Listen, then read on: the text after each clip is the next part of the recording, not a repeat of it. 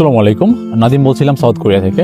তো আজকের প্রসঙ্গ হচ্ছে আপনি কিভাবে সম্পূর্ণ বিনামূল্যে বা একবার ফ্রিতে মান্থলি স্টাইপেন্ড সহ দেশের বাইরে পড়াশোনা করবেন।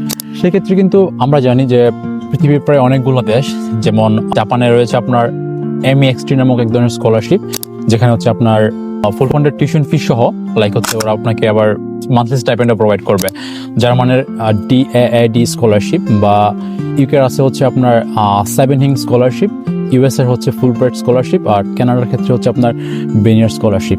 ঠিক তেমনই কিন্তু সাউথ কোরিয়াতে এক ধরনের স্কলারশিপ প্রোগ্রাম রয়েছে, যেটার নাম হচ্ছে আপনার GKS, তো গ্লোবাল কোরিয়া স্কলারশিপ। তো এই প্রোগ্রামে যদি আপনি কোরিয়াতে কোনোভাবে সিলেক্ট হন আর আসতে পারেন, সেক্ষেত্রে কিন্তু আপনি রিটার্ন এয়ার টিকিট সহ মোটামুটি হচ্ছে আপনি আপনার যত টিউশন ফি আছে সব টিউশন ফি, আপনার কোনো টিউশন ফি পে করতে হবে না। এবং এর সাথে হচ্ছে আপনার মান্থলি প্রায় 1 মিলিয়ন ওন থেকে 1.2 কোরিয়ান ওন, যার বাংলা টাকায় প্রায় 1 লক্ষ টাকার আশেপাশে আর কি। এটা কিন্তু আপনার মান্থলি এক্সপেন্সের জন্য কিন্তু পেয়ে যাচ্ছেন আর কি। তো GKS এ আপনি যদি আসেন, সেক্ষেত্রে কিন্তু আপনার ইন্স্যুরেন্স বলেন, পুরো টিউশন ফি বলেন, সেই সকলেই কিন্তু এদেশের গভর্নমেন্ট বেয়ার করতেছে। এখানে কিন্তু আপনি দুই ধরনের প্রসেস পেয়ে থাকবেন, একটা হচ্ছে আপনার এম্বাসি ট্র্যাক, আর একটা হচ্ছে আপনার ইউনিভার্সিটি ট্র্যাক। তো এম্বাসি ট্র্যাকে কিন্তু আপনি 3টা ইউনিভার্সিটি সিলেক্ট করতে পারেন। এখানে হচ্ছে আবার ইউনিভার্সিটির মধ্যে হচ্ছে আপনার ক্যাটাগরি আছে, A ক্যাটাগরি ইউনিভার্সিটি এবং B ক্যাটাগরি ইউনিভার্সিটি। ইউনিভার্সিটিটাই কিন্তু শুধুমাত্র আপনি একটা ইউনিভার্সিটি সিলেক্ট করতে পারবেন, বাট আপনি কিন্তু একসাথে 2টা প্রসেস নিতে পারবেন না, শুধু আপনাকে একটা ট্র্যাকে অ্যাপ্লাই করতে হবে।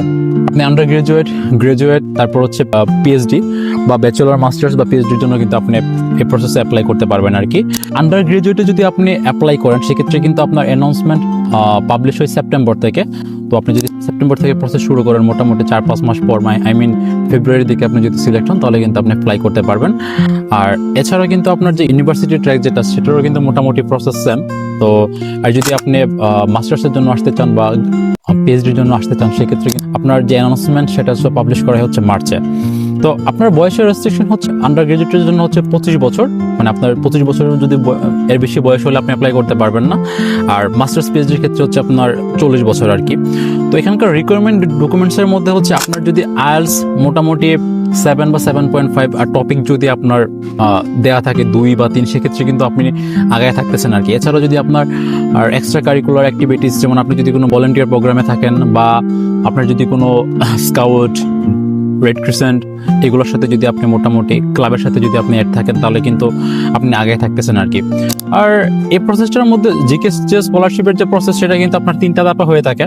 প্রথম কিন্তু আপনাকে ইউনিভার্সিটি সিলেক্ট করবে, ইউনিভার্সিটি সিলেক্ট করার পর, আর আপনি যদি এম্বাসি ট্র্যাকে হন, তাহলে সেক্ষেত্রে কিন্তু বাংলাদেশের যে ঢাকার যে এম্বাসি, সেই এম্বাসি যখন অ্যানাউন্সমেন্ট পাবলিশ করবে, তখন কিন্তু আপনার এম্বাসি ট্র্যাকে কিন্তু এম্বাসিতে গিয়ে আপনার ইন্টারভিউ দিতে হবে আর কি।